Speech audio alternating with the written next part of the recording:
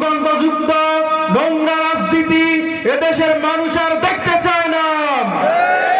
বাংলাদেশের মানুষ পরিবর্তন চায়। বাংলাদেশের মানুষ আর কোন চাঁদাবাজকে ক্ষমতায় দেখতে চায় না। বাংলাদেশের মানুষ আর কোন দুর্নীতিবাজকে ক্ষমতায় দেখতে চায় না।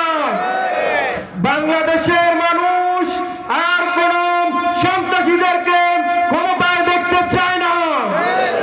প্রিয় ভাইরা, আপনারা এদেশ থেকে ভারতীয় আধিপত্যবাদ, জাতীয়তাবাদ, দলমালিক ক্ষমতাবাদ, সাম্রাজ্যবাদ এবং শয়তানের তৈরি করা সকল কুফরি মতবাদকে বাংলার জমিন থেকে মুছে ফেলার জন্য প্রস্তুত আছেন।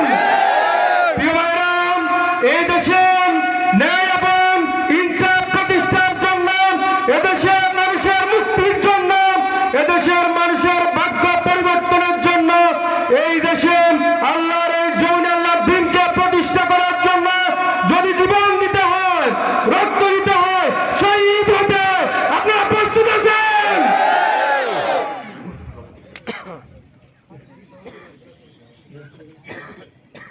নারায়ে তাকবীর! ইসলামী ছাত্র শিবির, ছাত্রদলের শিবির সভাপতি রহমান, শুভেচ্ছার স্বাগতম। প্রিয় ভাইরা, আমি আপনাদেরকে এই জাতির ক্রান্তি অগ্রণ আমাদের প্রিয় আল্লামার সেই ঐতিহাসিক সতর্ক বাণীকে আবার স্মরণ করে দিতে চাই। আমরা দেখতে পাচ্ছি বাংলাদেশের ভাগ্য আকাশে আবারও বাংলাদেশের ভাগ্য আকাশে কালো মেঘ জমা হয়েছে। জয়ের পূর্বাভাস রক্ষা করছি।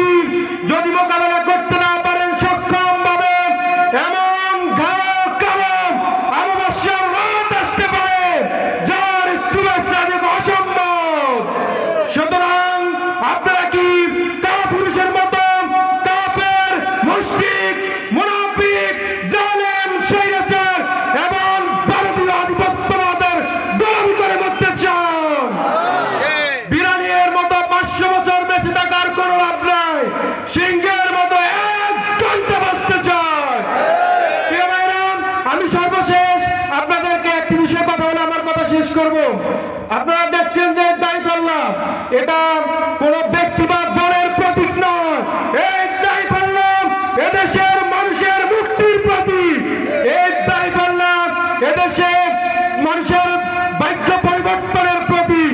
এই দাঁড়িপাল্লা এদেশের মানুষের অধিকার প্রতিষ্ঠার প্রতীক। এই দাঁড়িপাল্লা এদেশের ন্যায় এবং ইনসাফ প্রতিষ্ঠার প্রতীক।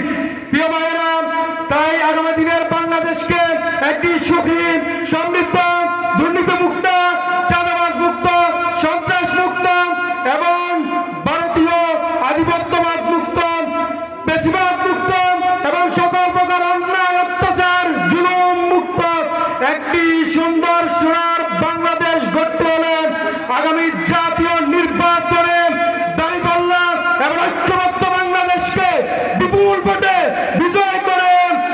আপনাকে বিপুল ভোটে বিজয় করার জন্য প্রস্তুত আছেন? প্রিয় ভাইরা, আমি আপনাদের কাছে আগামী জাতীয় নির্বাচনে দাঁড়িপাল্লা এবং ঐক্যবদ্ধ বাংলাদেশকে বিপুল ভোটে বিজয় করার উদাত্ত আহ্বান জানিয়ে আমি আমার বক্তব্য শেষ করছি। আল্লাহ হাফেজ। বাংলাদেশ